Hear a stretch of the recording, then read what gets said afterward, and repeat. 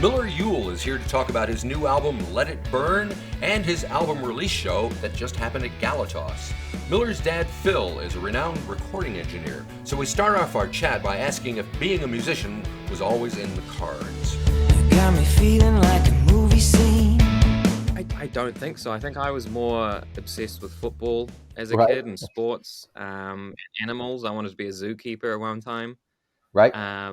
And obviously they had the studio, and my cousin would come up from Wellington every Christmas, and me and my brother, we'd muck around and pick up the random instruments in the house, and we'd make our own little cousin band as little kids. Right. My cousin was the only one that knew actually how to play anything. But I always gravitated to the pots and pans. And my parents saw that I had some rhythm, and I think we did a family concert, and then I went digga digga digga digga digga digga digga digga, and they just thought, we gotta get this kid some drum lessons. Right. And I was pretty reluctant to start off with. I was like, no, I don't want to learn the drums. But as soon as I had my first lesson, I was away, and I suppose that kind of led to everything. And then I moved from the drums to songwriting and a bit of audio engineering as well. So a whole bunch of things. Cool. So I saw your show at Galatos, your album release thingy with the full band and everything. It looked like you were having a good time up there. So yeah, it was a long time coming, because I remember you were up here at the studio years ago, and yet this is kind of your first full album of your songs, right? So what led up to that? What took so long? Yeah, well, thanks for coming. It was great to see you. I was playing some of the songs, and I saw you up the front taking some snaps. Right. So it means a lot to you there. But yeah, so I think, I came to see you for Shoot Me in the Heart, which was 2016, which was my debut EP. Yep. And then, since then I did a live EP, and then a single. And then I had recorded Let It Burn, the debut album, in 2019. And then was planning everything, and then obviously the pandemic hit in 2020 and kind of scuppered all of the plans. And it was a business decision to just say, okay, no one knows what's going on. Everything's so uncertain. Let's just put it on hold for now, see what happens with this lockdown. Right. And so obviously the lockdown happened. Everyone was baking bread. Yes. There were a few artists that released during the lockdown, and I still don't know if it was an opportune moment or maybe not a good call, but I wanted to hold on because it was my first album, obviously. And then we came out of lockdown, started planning again, back into lockdown, came out of lockdown. And so it's just a story of that, really. And 3 years later, it's finally out. Yep. All right. Well, take us back 3 years to when you were actually making the record. Who were you making it with? Where did you do it? What was the vibe like? Mm-hmm. Yeah, well, I've had these songs most of the songs pottering around for a bit, but I had a selection of songs that I was like, this is the album, and we recorded a chunk of them with Greg Haver, the producer, and it was just a dream, really. He kind of organized everything. We're at Roundhead, Studio A, Neil Finn's studio, and that was another dream fulfilled. Yep. And then, just getting the session musicians that Greg wanted, that he knew would just nail this kind of album that we wanted. Greg was great as well, because I sent him demos. He'd heard of my older stuff, but he said, I've been looking for an artist that makes songs like you're making in this kind of genre. There's not a lot of people in that rocky Americana, semi-commercial pop vibe in New Zealand. So he was just as excited about it. And so we got Tom Healy on guitar, who's a genius, Stephen Small on keys, who's another genius, Michael on bass, who's another genius. They're all amazing. Yeah. And then Greg actually played. Surround yourself with geniuses, you're going to look pretty good, huh? Yeah. It was a dream to just be surrounded and uplifted by these fantastic musicians. Right. So the songs that make up the album, to you, were they kind of written as a whole in mind? Did you sit down to write these particular songs for this record, or were they songs that you had around and suddenly they made sense as an album? Probably a bit of both. Like I'd just been really just writing from when Shoot Me in the Heart came out. Really, I was like, Right. I just need to get as many songs as I'm happy with, and then something will pop out of that, whether it's another EP, whether it's 2 EPs, or whether it's an album. Greg was the one that said, just push the boat out, do an album. Because I Right. was tossing with, let's do this EP and that EP. Right.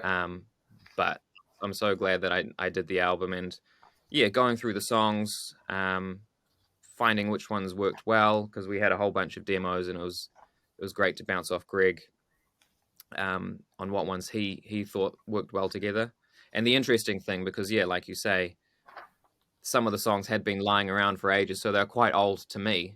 Yep. But Greg's obviously listening to them as first time Fresh listener, and ears. so Yep, to yep, him they're all new, and so he picked some ones that were a bit kind of that I hadn't really even considered, because I was a bit bored with them, I guess. But yeah, and then we just ended up with what has now become Let It Burn. Cool. So, yeah, when you're hitting the stage on the album release thing, and you've got this album that's been sitting around in your brain at least for more than 3 years, and been sitting in the can for that long, what was going through your head as you were taking the stage and finally up there with the band behind you playing those songs? Yeah, I've done quite a bit of reflecting from the night, and Yeah. it was weird because we hadn't played live together for such a long time, and to come back and for our first show to be an album release show with a bunch of songs that we haven't played live either, there was some nerves, there was some uncertainty, I feel like we're at the perfect point of rehearsed enough but not over rehearsed that it was stale. Yep. But yeah, there were moments on stage where I had to kind of just my mind just kept shifting from I have to focus to remember the words and the chords and then what's coming up next, and then it's like, oh, but enjoy yourself, enjoy the moment, lose yourself in the moment. Yep. And then it's don't lose yourself too much, because you'll miss the next bit, and then it's also like, don't look stale, look like you're move around and enjoy it and be part of it. So all of these things just all at once, but it was it's special to reflect on now, and it was a really special night. I love your story about your hearing, how it came back the morning of the show. What was it, your right ear? Oh, it's I mean, even if it didn't come back on the morning, it would have been a legendary story in itself. That it felt like a cruel twist to be performing my debut album release show, and ironically I'm not being able to hear it. But yeah, about 4 weeks ago now, I was just playing football, and the ball just smack bang right in the middle of the air, and it could have been a centimeter either way and I would have been fine, but it just sent a pressure wave into my eardrum and it just popped it. Man. And I'd obviously, for my job, and I mean, even if I wasn't a musician and audio engineer, to lose your hearing is a scary thing. Yep. But having that added stress, I'd come to terms with the fact that it's safe to proceed. The specialist said it was fine, but I was accepting that in a cruel twist, I'm not going to be able to enjoy the show as I would have hoped. Yep. And then, to wake up on the Friday morning of the show, and I kind of got out of bed, and I wasn't dizzy. I wasn't, my head wasn't spinning from, not being able to hear binaurally. Yep. And I just thought, holy crap, this is a miracle. Because I'd seen the specialist 2 days prior, and they had said give it 2 weeks. Right. And it was 2 days, and it was amazing. All right. So the album opens up with a tune called Dynamite. So why did you choose to kick off with that one? Tell me a little bit about how the song itself came about. Light me up like dynamite.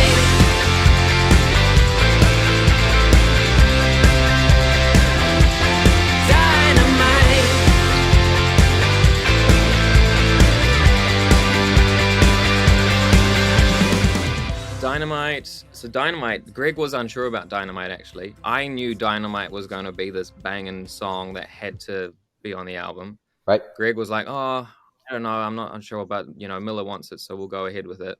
Yeah. And then as we were, in pre-production and recording it, he thought, this is a great track, and this has to be the opening track of the album. I just love how, it starts so delicately, almost as if the fuse has just been lit. It's a slow burn until it fully explodes, a minute in. And I've written songs, from my EP or performed songs live and that are in that kind of delicate ballad kind of emotional, sentimental vibe. People know me for that as well. So I liked the fact that the album started off like that, and people were like, "Oh yeah, this is classic Miller. It's nice and touching and whatnot."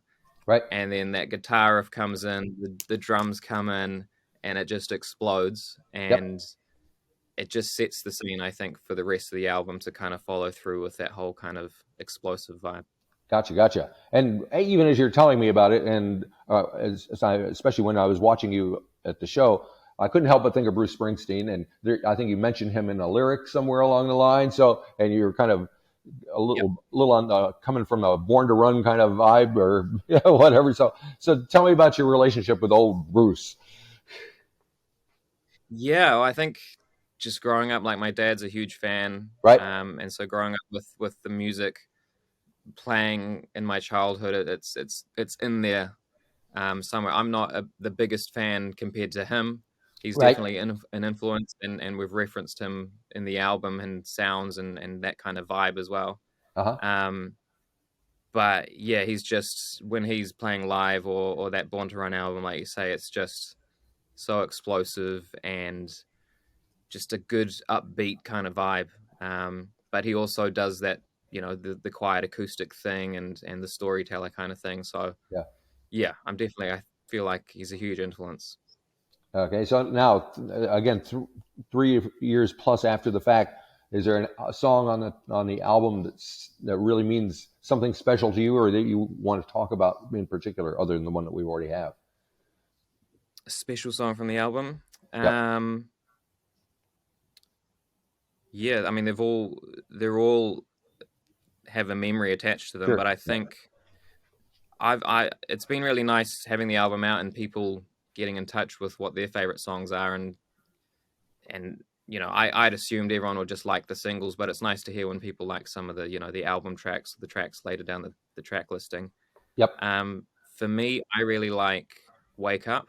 I think it's the ninth, the second to last song on the album. It's it just kind of, it's different from all the other ones. It doesn't follow a traditional kind of pop chorus verse kind of arrangement.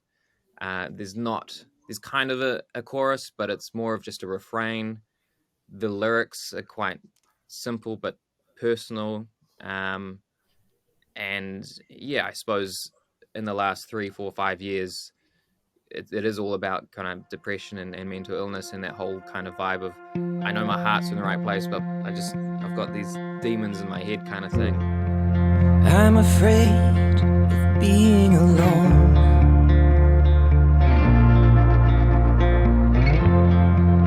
I'm afraid of my own home. And I don't want to sleep. I'm scared I might wake up. It's my head that's pulling me down, not my heart. And even getting the album out has been a hard thing to do. So I feel like that's a song that, for me, on the album will always be a kind of a memento of, you've pushed through and you've gotten this achievement out. So that's a special song to me. Cool. So now the album is out. You've done the album release show. What's the plan going forward? Have you got another batch of songs waiting to go? You're touring. What? Yeah, tell us what you're up to.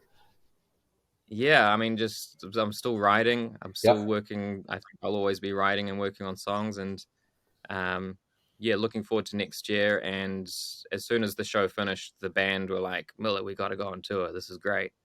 And I feel like if the band wants to go on tour, that's half of the battle, to get a band that wants to commit themselves to that. So I mean, they're just such a great bunch of guys. The immediate plan is to take a rest. I'm pretty exhausted.